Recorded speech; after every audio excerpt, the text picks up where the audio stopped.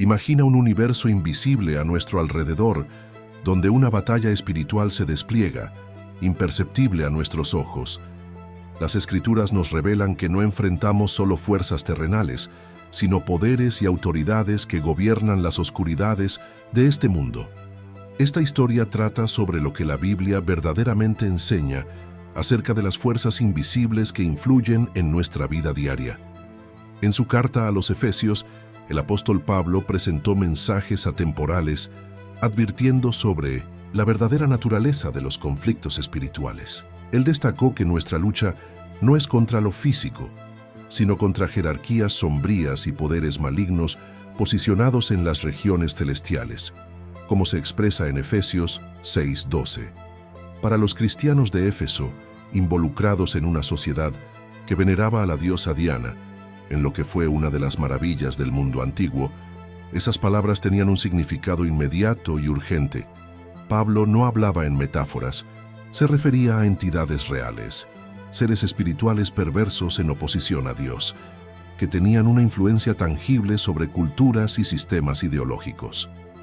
Los efesios, viviendo bajo la constante presión de fuerzas que querían limitar la expansión del Evangelio, comprendían bien este concepto. Las Escrituras no eran invenciones poéticas de Pablo, narran la presencia de ángeles rebeldes en diversos acontecimientos, desde el libro del Génesis hasta las visiones de Daniel, que ofrecen una visión intrigante sobre estas luchas espirituales. Cuando Daniel ayunó durante 21 días, buscando sabiduría, un mensajero divino lo visitó, explicando que desde el primer día en que decidiste buscar comprensión y humillarte ante Dios, tus palabras fueron escuchadas, pero el príncipe del reino de Persia resistió durante 21 días. Este relato no solo introduce la presencia de fuerzas sobrenaturales asociadas a reinos terrestres, sino que demuestra sus capacidades de resistencia contra mensajeros celestiales. Con la ayuda de Miguel, uno de los principales príncipes divinos, el mensajero logró superar esta oposición, indicando una jerarquía evidente entre los poderes celestiales. Similar a la narrativa de Job, donde Satanás se presentó ante Dios tras recorrer la tierra, encontramos en Lucas la tentación de Jesús, donde el diablo audazmente promete todo este dominio y su gloria como un regalo que él podría transferir. Jesús no refutó esta afirmación, reconociendo a Satanás como el príncipe de este mundo temporalmente influyente. La Biblia ilustra consistentemente un cosmos habitado no solo por humanos, sino por huestes espirituales organizadas en escalas de poder. Algunos seres permanecieron leales, sirviendo como mensajeros y ministros divinos, mientras que otros se rebelaron, actuando en contra de los designios de Dios a nivel personal y nacional. En el Apocalipsis, las 7 iglesias de Asia Menor se presentan enfrentando desafíos espirituales singulares en lugares como Pérgamo, descrita como la sede del trono de Satanás. Esto posiblemente hace alusión al altar de Zeus o al culto imperial romano prevaleciente en la ciudad. Tales pasajes sugieren que la influencia espiritual no es uniforme, sino que varía según la región y la cultura, impactando a las personas de maneras distintas, como también menciona Pablo en Gálatas 4:3, donde aborda las fuerzas elementales que ejercían dominio en los sistemas religiosos antes de Cristo. Colosenses 2:15 relata que Cristo, al morir en la cruz, desarmó y expuso públicamente a los principados y potestades, triunfando sobre ellos. La crucifixión, que parecía una derrota, fue en realidad una victoria cósmica sobre las fuerzas espirituales que mantenían a la humanidad cautiva. Frecuentemente, estas fuerzas operan a través de sistemas humanos, políticos, religiosos, económicos y sociales, como sugiere Daniel 10, donde hay una interconexión entre gobernantes terrestres y entidades espirituales. En Efesios 2, Pablo menciona al príncipe de las potestades del aire, que actúa sobre los desobedientes, indicando una influencia espiritual sobre el comportamiento humano. Las Escrituras indican diversos métodos de influencia de estas fuerzas en el mundo. En 2 Corintios 4:4, Pablo menciona cómo el Dios de este siglo cegó a los incrédulos, mostrando cómo sistemas de pensamiento y visiones de mundo son afectados.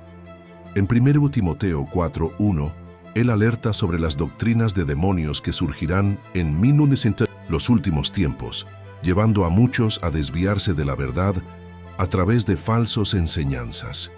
En el Evangelio de Juan 8:44, Jesús describe a Satanás como el padre de la mentira, demostrando cómo la desinformación es una estrategia crucial para la desestabilización espiritual.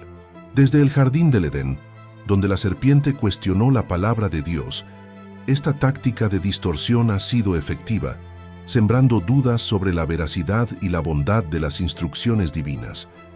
Las Escrituras revelan que estos poderes frecuentemente operan a través de la acusación.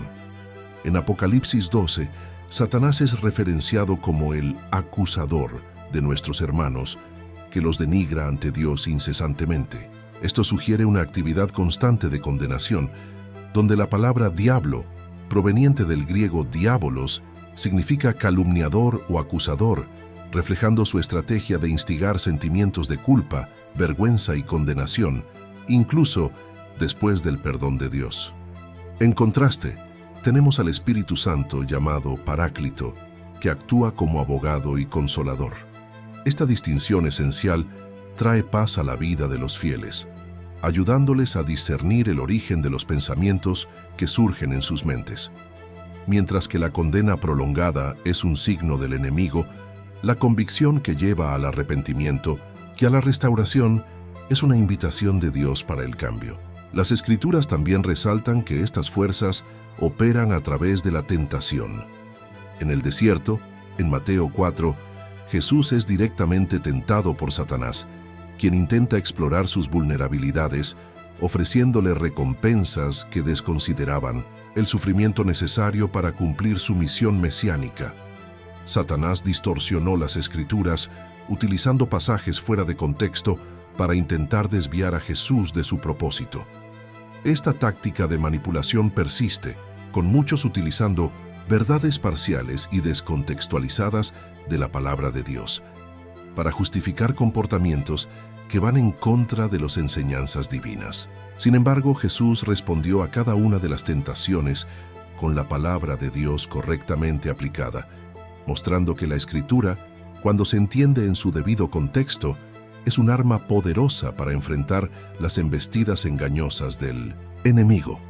El Nuevo Testamento también revela que las fuerzas espirituales hostiles promueven divisiones entre los fieles. En Efesios 4, Pablo exhorta a los creyentes a preservar la unidad del espíritu en el vínculo de la paz, enfatizando que la unión no es algo automático, sino que debe ser activamente mantenida contra las fuerzas que buscan destruirla. En 2 Corintios 2:11, Pablo advierte sobre el peligro de no perdonar, afirmando que el enemigo busca explotar resentimientos y relaciones rotas. Las divisiones en la Iglesia rara vez comienzan a través de grandes cismas teológicos. A menudo surgen de malentendidos personales que, si no son tratados con gracia y perdón, pueden transformarse en divisiones profundas. Además, una de las estrategias frecuentemente mencionadas en las Escrituras es la persecución. En Apocalipsis 12:17, leemos que el dragón, furioso, fue a la guerra contra los descendientes de la mujer, aquellos que guardan los mandamientos de Dios y mantienen el testimonio de Jesús. Desde los inicios de la Iglesia, los seguidores de Cristo han enfrentado no solo la oposición de sistemas políticos y religiosos, sino también fuerzas espirituales que operan a través de ellos. Jesús advirtió a sus discípulos que, así como Él fue odiado, también ellos serían perseguidos. Esta persecución puede manifestarse de diversas maneras, desde la violencia física y la discriminación legal hasta formas más sutiles de exclusión social y presión para conformarse a valores que son antagónicos al Evangelio. Un ejemplo de esto se puede encontrar en la experiencia de Pablo y Silas, que fueron encarcelados en Filipos después de liberar a una joven esclava de un espíritu de adivinación que lucraba para sus amos. Además, las Escrituras enseñan que la idolatría es otro medio por el cual estos poderes operan. En 1 Corintios 10:20, Pablo hace una conexión directa entre los sacrificios hechos a los ídolos y los demonios, dejando claro que detrás de las prácticas idólatras existen fuerzas espirituales que desvían la adoración del verdadero Dios. Sin embargo, la idolatría no está restringida solo a objetos físicos, como estatuas. En Colosenses 3:5, Pablo clasifica la avaricia como una forma de idolatría. Cualquier cosa que reciba devoción y fe que deberían ser dirigidas exclusivamente a Dios puede convertirse en un ídolo, ya sea dinero, estatus o incluso relaciones. Las Escrituras aún nos muestran que estos poderes buscan distorsionar la sexualidad humana. En 1 Tesalonicenses 4, Pablo orienta a los creyentes a abstenerse de la inmoralidad sexual, buscando una vida de santificación y honor, entendiendo que la sexualidad es un regalo divino que debe ser vivido dentro del contexto del matrimonio, entre un hombre y una mujer. Sin embargo, este ideal divino se ha convertido en un campo de batalla espiritual. Fuerzas hostiles trabajan incansablemente para distorsionar este don, ya sea a través de restricciones legalistas que lo consideran maldito, como criticaban las herejías gnósticas, o por indulgencias desenfrenadas que desestiman su propósito sagrado. En Efesios 5, Pablo contrasta la embriaguez, que lleva a la depravación, con la plenitud del Espíritu, sugiriendo que tanto el abuso de sustancias como la inmoralidad sexual pueden abrir puertas a influencias espirituales perjudiciales. Otra estrategia frecuentemente evidenciada en las Escrituras involucra la difusión de enseñanzas y profetas falsos. En 2 Pedro 2, el apóstol alerta que así como hubo falsos profetas entre el pueblo, aún existen maestros que secretamente introducen herejías destructivas. Jesús, en Mateo 24, también advierte sobre la presencia de falsos profetas que realizarán señales y maravillas para engañar incluso a los escogidos, reflejando la facilidad con que el engaño puede penetrar en la comunidad de fe. Estas advertencias indican que la distorsión de la verdad de Dios no es solo un resultado de razonamientos erróneos, sino que puede tener una conexión espiritual más profunda. La verdad bíblica es constantemente atacada por distorsiones sutiles que se presentan como plausibles y a menudo mezclan elementos de verdad con error. Pablo describió a Satanás como capaz de disfrazarse de ángel de luz, presentando el mal bajo la apariencia del bien, resaltando la necesidad de vigilancia y discernimiento entre los creyentes. Además, las Escrituras muestran que el miedo puede actuar como un vector de control espiritual. En 2 Timoteo 1:7, Pablo nos recuerda que Dios no nos dio un espíritu de temor, sino de valentía, amor y autocontrol.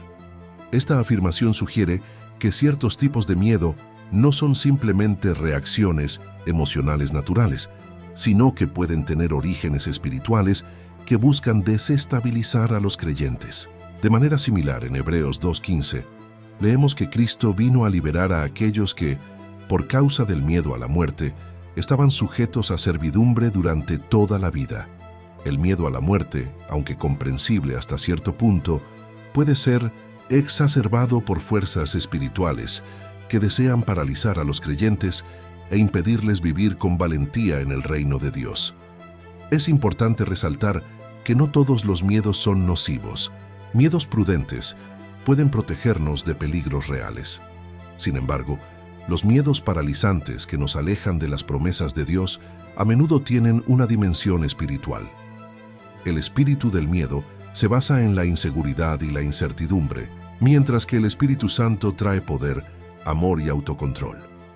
Las Escrituras también nos muestran los límites impuestos a las fuerzas malignas. En Job 1, es evidente que Satanás necesitó permiso de Dios antes de poder afectar a Job, demostrando que incluso las fuerzas espirituales hostiles operan dentro de los límites establecidos por la soberanía divina. En Lucas 10, cuando los 70 discípulos regresan alegres, diciendo que hasta los demonios se someten a ellos en nombre de Jesús, él responde: «Yo vi a Satanás caer del cielo como un rayo». Aquí, Jesús reafirma su autoridad sobre las fuerzas espirituales, y ofrece a sus seguidores poder para prevalecer sobre estas fuerzas. Estos pasajes nos animan a entender que, a pesar de la realidad de la batalla espiritual, los creyentes tienen una fuente de fuerza y protección en Dios. La victoria sobre las fuerzas del mal no se basa en nuestra propia fuerza o habilidades, sino en la autoridad conferida a los creyentes en Cristo. Por lo tanto, como cristianos estamos llamados a llevar esta verdad a nuestra vida cotidiana, reconociendo la lucha contra los poderes invisibles, pero firmes en la certeza de que en Cristo ya tenemos la victoria.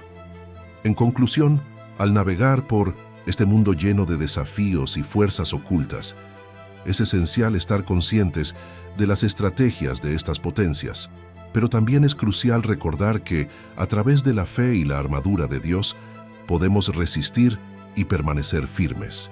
La lucha puede ser real, pero la victoria está garantizada para aquellos que confían en la soberanía y protección de Dios. Por eso, mantente vigilante, fortalece tu fe y permanece arraigado en la verdad de la palabra de Dios, que es la única fuente de luz ante la oscuridad espiritual que nos rodea. Este pasaje ilustra de manera contundente el poder real de las fuerzas hostiles, pero también la autoridad suprema otorgada a los seguidores de Jesucristo, quien proclamó: «Edificaré mi iglesia, y las puertas del Hades no prevalecerán contra ella». Esta promesa garantiza que, a pesar de las adversidades, la misión espiritual de la Iglesia triunfará de manera definitiva. ¿Cuál entonces sería la respuesta bíblica a estos poderes? En el capítulo 6 de Efesios, Pablo instruye a los creyentes a revestirse de toda la armadura de Dios para que puedan resistir las artimañas del diablo. Esta metáfora enfatiza la importancia de la preparación militar y la vigilancia activa. Los componentes de la armadura espiritual incluyen la verdad, la justicia, el evangelio de la paz, la fe, la salvación y la palabra de Dios. Es notable que Pablo no mencione ninguna protección para la espalda, sugiriendo que los creyentes deben enfrentar las fuerzas espirituales de frente, sin retroceder. La palabra de Dios se presenta como un arma esencial en esta lucha. Pablo también exhorta que en esta guerra espiritual, los fieles deben orar en todo momento en el Espíritu, con súplicas, esperando con perseverancia. Santiago nos enseña: «Resistid al diablo, y él huirá de vosotros», subrayando que la resistencia activa, y no la pasividad, es la postura correcta que debemos adoptar. Los creyentes también están llamados a discernir las influencias espirituales. En 1 Juan 4:1 el apóstol advierte: «Amados, no creáis en todo espíritu, sino probad los espíritus para ver si son de Dios». Él proporciona una prueba específica para esta evaluación: la confesión de que Jesucristo vino en carne. Pablo, en 1 Corintios 12, incluye el discernimiento de espíritus como uno de los dones del Espíritu, lo que permite identificar correctamente la fuente de una manifestación espiritual, ya sea divina, humana o proveniente de fuerzas hostiles. Discernir no debe confundirse con paranoia espiritual, sino que es una evaluación sobria, fundamentada en principios bíblicos. Jesús nos instruye a no juzgar por las apariencias, sino a hacer un juicio justo. Pablo también anima a los tesalonicenses a examinarlo todo y a retener lo que es bueno, indicando la necesidad de una evaluación cuidadosa, sin aceptar o rechazar de manera ingenua o cínica. La importancia de la comunidad en la lucha espiritual es otra énfasis en las Escrituras. Pablo nunca presenta el conflicto espiritual como una batalla individual, sino como un esfuerzo colectivo. En el capítulo 6 de Efesios, los pronombres son consistentemente plurales, indicando que todos debemos permanecer firmes, vistiéndonos con la armadura de Dios. La Iglesia opera como un ejército espiritual, donde cada miembro ejerce sus dones para el beneficio mutuo. Pablo compara la Iglesia a un cuerpo en 1 Corintios 12, donde cada parte depende de la otra. Este modelo contrasta fuertemente con el individualismo contemporáneo, que a menudo hace que los creyentes sean vulnerables a ataques espirituales.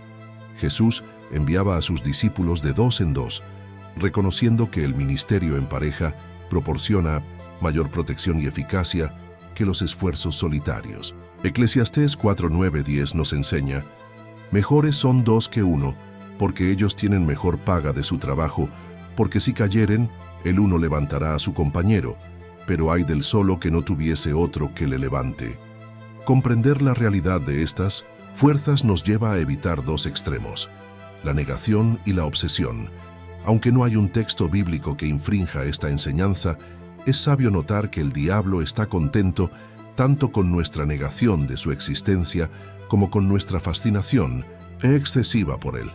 Las Escrituras no presentan las fuerzas espirituales hostiles como equivalentes a Dios en poder, en contraste con sistemas dualistas que ven el bien y el mal como opuestos en una batalla eterna. La Biblia describe a Satanás y a sus huestes como criaturas rebeldes, con autoridad limitada y un destino que ya ha sido determinado. En Apocalipsis 20, Juan revela el juicio sobre Satanás, que será lanzado al lago de fuego y azufre, atormentado para siempre. Su derrota no está en duda. Fue sellada en la cruz y se manifestará plenamente con el regreso de Cristo. La verdad central sobre los poderes y principados es que, aunque existen y tienen influencia, ya han sido derrotados decisivamente por Cristo. En Colosenses 2, Pablo denuncia que Jesús desarmó a principados y potestades, exhibiéndolos públicamente, triunfando sobre ellos en la cruz. La cruz representa no solo la redención individual, sino una victoria cósmica sobre fuerzas espirituales hostiles. Lo que parecía ser la derrota de Jesús en la crucifixión es, en realidad, su triunfo supremo sobre las fuerzas de las tinieblas. Como proclamó Pablo, lejos de mí gloriarme, sino en la cruz de nuestro Señor Jesucristo. En el Apocalipsis, Juan tiene una visión del cielo abierto, donde Cristo cabalga en un caballo blanco, siendo llamado fiel y verdadero, seguido por los ejércitos celestiales. Esta visión culmina con la derrota definitiva de todas las fuerzas hostiles y la edificación de nuevos cielos y nueva tierra, donde habitará la justicia. Esta es la verdad final sobre los poderes y principados. Aunque son reales e influyentes, su destino ya está sellado. Los creyentes no se esfuerzan por luchar por una victoria que aún está por venir, sino que lo hacen a partir de la victoria ya conquistada por Cristo. Como afirmó Pablo, en todas estas cosas somos más que vencedores por medio de aquel que nos amó. La narrativa de los poderes y principados en la Biblia no es solo una descripción de las fuerzas espirituales en conflicto, sino también un mensaje de esperanza y triunfo para todos los seguidores de Cristo. Continuando con esta exploración, nos damos cuenta de que los creyentes viven en una realidad de ya pero todavía no, en relación a los poderes espirituales. En Hebreos 2:8, el autor observa: todo lo sometiste bajo sus pies, pero aún no vemos todas las cosas sometidas a él. Esta tensión entre la victoria garantizada y su plena manifestación caracteriza la experiencia actual de los fieles. Jesús enseñó a sus discípulos a orar pidiendo que el reino de Dios venga y que la voluntad del Padre sea hecha en la tierra como es en el cielo. Esta oración reconoce la existencia de una realidad celestial, donde la autoridad de Dios es incuestionable, que aún se está estableciendo completamente en la tierra. Cuando los 70 discípulos regresaron maravillados, diciendo: Señor, hasta los demonios se someten a nosotros en tu nombre, Jesús les instruyó a enfocarse no solo en ese poder, sino en su identidad. Sin embargo, no se regocijen de que los espíritus se someten a ustedes. Regocíjense más bien de que sus nombres están escritos en los cielos. Esta perspectiva correctiva refuerza que nuestra identidad en Cristo, y no nuestro poder sobre las fuerzas espirituales, debe ser la principal fuente de alegría. En Romanos 8, Pablo revela que toda la creación está involucrada en este conflicto cósmico, pues la ardiente expectativa de la creación aguarda la manifestación de los hijos de Dios. Esto apunta a una liberación que se extiende más allá de la humanidad, afectando a toda la orden creada. Cuando Adán y Eva cayeron, no solo la humanidad, sino también la creación en su totalidad, entró en un estado de corrupción y esclavitud. Las fuerzas espirituales hostiles no solo influyen en individuos y sistemas humanos, sino que también repercuten en la creación misma. La liberación final ocurrirá cuando los hijos de Dios sean plenamente revelados y cuando la redención iniciada en Cristo sea completada. Pablo describe a la creación gimiendo como en dolores de parto, aguardando la transformación final, que incluirá no solo a la humanidad redimida, sino nuevos cielos y nueva tierra donde habitará la justicia. Las Escrituras también revelan que los creyentes tendrán un papel activo en la administración de la justicia divina contra los poderes rebeldes. En 1 Corintios 6, Pablo cuestiona a los incrédulos: ¿no saben que debemos juzgar a los ángeles? Esta declaración sorprendente sugiere que los seguidores de Cristo participarán en el juicio final de las fuerzas angélicas rebeldes. En los 100 Salmos, David proclama que los santos juzgarán al mundo, y en el Apocalipsis los vencedores reciben autoridad sobre las naciones y son descritos como reinando con Cristo. Estos pasajes apuntan a una reversión dramática en el orden actual. Aquellos que ahora son oprimidos por las fuerzas hostiles, algún día compartirán en el juicio sobre ellas. Esta verdad ofrece una perspectiva alentadora para los creyentes que enfrentan oposición. Como Pablo escribió a los romanos, las tribulaciones del tiempo presente no pueden compararse con la gloria que en nosotros ha de ser revelada. La persecución temporal que los fieles enfrentan dará origen a una autoridad eterna cuando los seguidores de Cristo participen en su reino.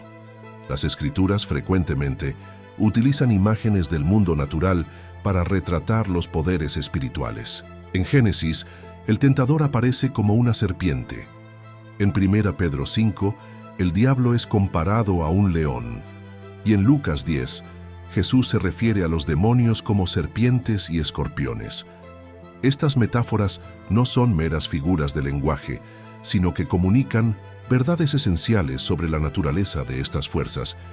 La serpiente simboliza astucia y engaño, mientras que el león representa una fuerza depredadora e intimidación. Estas imágenes equipan a los creyentes para entender las tácticas del enemigo sin minimizar su realidad. Pablo, en su carta a los Efesios, también utiliza imágenes militares, hablando sobre armaduras, dardos y espadas para transmitir la seriedad y la naturaleza del conflicto espiritual. Estos conceptos no son meras ilustraciones poéticas, sino herramientas esenciales que ayudan a los fieles a conceptualizar y responder adecuadamente a las realidades que trascienden la experiencia física. Un aspecto común, frecuentemente ignorado, es la verdad sobre la influencia de los poderes y principados en sistemas y estructuras, y no solo sobre individuos. En el Apocalipsis, especialmente en los capítulos 17 y 18, Juan describe a Babilonia no solo como una ciudad física, sino como un sistema económico, político y religioso que se opone al reino de Dios. Cuando Pablo menciona a las huestes malignas espirituales en las regiones celestiales, reconoce que estas fuerzas operan a través de sistemas que moldean culturas, economías y gobiernos. Notas sobre la idolatría, la injusticia y la opresión a menudo se institucionalizan en sistemas que van más allá de las intenciones de cualquier individuo. Jesús confrontó no solo demonios individuales, sino también sistemas religiosos, corruptos. Sus críticas más severas estaban dirigidas a los líderes religiosos, cuyas tradiciones invalidaban la palabra de Dios y ponían cargas pesadas sobre las personas. Él entendía que las estructuras religiosas, supuestamente dedicadas a Dios, podrían ser corrompidas y manipuladas por fuerzas espirituales hostiles. Las Escrituras también muestran que los poderes espirituales a menudo trabajan a través del engaño. En Juan 8, Jesús describe al diablo como el padre de las mentiras, mientras que en 2 Tesalonicenses 2, Pablo menciona una operación de error enviada a aquellos que no acogieron el amor por la verdad. El engaño puede manifestarse de diferentes maneras, ya sea a través de religiones falsas, ideologías engañosas o filosofías que exaltan la sabiduría humana por encima de la revelación divina. Estas corrientes prometen vida y significado a través del materialismo, el poder o placeres temporales. El apóstol Juan advierte: no améis al mundo ni las cosas que están en el mundo, enfatizando que todo esto se origina del deseo de la carne, el deseo de los ojos y la vanagloria de la vida, y no viene del Padre. En el jardín del Edén, la serpiente cuestionó la palabra de Dios, insinuando que Dios no tenía buenas intenciones. Esta táctica fundamental de sembrar dudas sobre la veracidad, la relevancia y la bondad de las Escrituras continúa manifestándose. El engaño se nutre de cuestionamientos sobre lo que Dios realmente quiso decir y sobre si su estándar moral es aplicable en los días actuales. Las fuerzas espirituales hostiles a menudo atacan durante períodos de transición y vulnerabilidad. Jesús fue tentado inmediatamente después de su bautismo y antes de su ministerio público. Satanás también buscó desestabilizar a Pedro poco antes de la crucifixión. Pablo advirtió que el diablo busca oportunidades y momentos estratégicos para atacar, resaltando la necesidad de vigilancia constante. Momentos de gran éxito espiritual pueden, paradójicamente, convertirse en períodos de vulnerabilidad. Un ejemplo de esto es Elías, quien, después de una manifestación poderosa de Dios en el Monte Carmelo, enfrentó desesperación y pensamientos suicidas cuando fue amenazado por Jezabel. David, por su parte, cayó en adulterio y asesinato no durante los años de persecución, sino en la cima de su poder como rey. Estos períodos de transición, como cambios de carrera, reubicaciones geográficas o transiciones ministeriales, a menudo vienen acompañados de estrés e aislamiento de redes de apoyo. Las fuerzas espirituales hostiles buscan explorar estas vulnerabilidades, resaltando la necesidad de una vigilancia más atenta y apoyo comunitario durante estos tiempos. Otro aspecto crucial en las Escrituras es cómo estas fuerzas operan a través del orgullo. En Ezequiel 28 encontramos un pasaje enigmático que muchos estudiosos interpretan como una referencia a la caída de Satanás, describiendo cómo su corazón se elevó por causa de su belleza. Isaías 14 ecoa esta idea al cuestionar: ¿cómo has caído del cielo, oh estrella de la mañana? Las descripciones indican que el orgullo, la exaltación del yo por encima de Dios y de los demás, está en el centro de la rebelión espiritual. No es sorprendente que Pablo destaque el orgullo como una cualificación negativa primaria para un líder de la iglesia, advirtiendo que un neófito no debe asumir una posición de liderazgo para que no se vuelva presuntuoso y caiga en la condenación del orgullo del diablo. El orgullo crea una puerta abierta para la influencia espiritual negativa, llevando a un distanciamiento de la verdadera adoración a Dios. A lo largo de las Escrituras, queda evidente que las fuerzas espirituales hostiles trabajan para desviar la adoración que debería ser debida solo a Dios y dirigirla a cualquier otra cosa. Este desvío es consistentemente condenado. En Deuteronomio 32, Moisés afirma que los sacrificios hechos a ídolos son, de hecho, ofrecidos a demonios y no a Dios. La tentación final de Jesús en el desierto involucró una oferta de poderes mundiales a cambio de un acto de adoración. Todo esto te daré si postrado me adoras. La respuesta de Jesús, citando Deuteronomio, enfatiza: al Señor tu Dios adorarás, y solo a Él servirás. Esta interacción ilustra la centralidad de la adoración en la batalla espiritual. En Apocalipsis 13 encontramos una descripción de una bestia que establece un sistema global exigiendo adoración, y aquellos que se niegan a inclinarse ante este sistema enfrentan persecuciones económicas y físicas. Este pasaje sugiere que, en su expresión final, el conflicto espiritual se concentra en la cuestión de la adoración. ¿Quién será reconocido como digno de nuestra lealtad y devoción suprema? El mensaje final de las Escrituras sobre los poderes y principados es uno de esperanza absoluta. En Apocalipsis 5, Juan inicialmente se entristece porque nadie es considerado digno de abrir el libro, lo que sugiere que el plan de Dios parece temporalmente frustrado. Sin embargo, ve un cordero que ha sido sacrificado, declarado digno de abrir el libro, resaltando la poderosa imagen del cordero sacrificial, que también es el león victorioso. Este escenario encapsula la victoria paradoxal de Cristo. La aparente derrota en la crucifixión se transforma en el triunfo definitivo. Lo que parecía ser el auge del poder de las fuerzas hostiles, la crucifixión del Hijo de Dios, se convirtió, en realidad, en el momento de su derrota decisiva. La historia no termina en un conflicto interminable, sino en una renovación completa, como se revela en los capítulos 21 y 22 del Apocalipsis, donde Juan describe nuevos cielos y nueva tierra, donde Dios habitará con la humanidad, enjugando toda lágrima de sus ojos. Los poderes de las tinieblas serán desterrados para siempre, y la salud y la vida prevalecerán. Esta es la verdad final de la historia.